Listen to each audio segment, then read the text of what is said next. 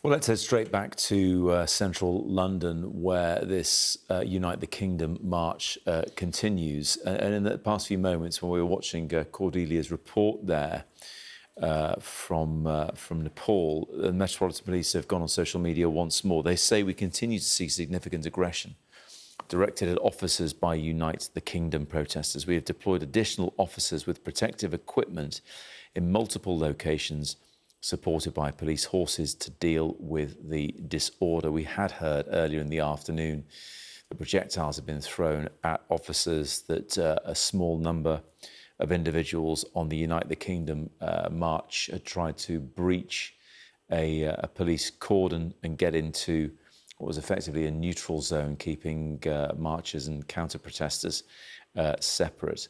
Police commentator Graham Weston is here with me now, former Metropolitan Police officer who policed lots of big marches like this in your time in the Met.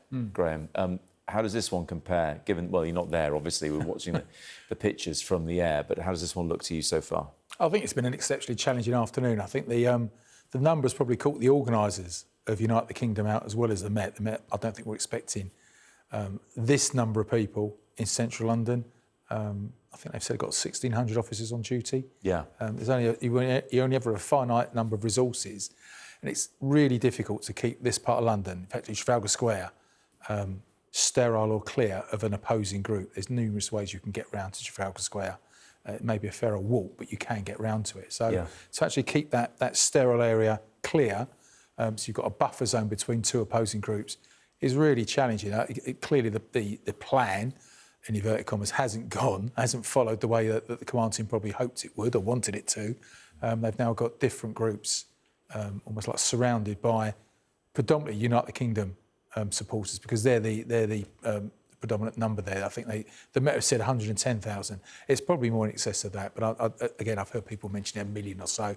I worked the march, it was 1 million. It was literally from central London back to Hyde Park, and the whole route was full. There's not as many as that, but it's a significant number of what you might term right-wing supporters, with all the Union Jacks and the Cross of St George, etc. flags. Yeah, well, look, it's still like Wembley Stadium emptying, plus another 20,000 people. Yeah, that's a significant number, whichever way you look at it. I know people are casting doubt on the numbers, but they're not exact. But it's certainly the police are not saying they're in the millions, and they're pretty used to having a good estimate of how big the crowds are.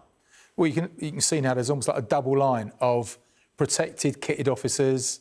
And they're pushing them back. Yeah, I think that was obviously the intention from the start. Get sufficient number of officers there.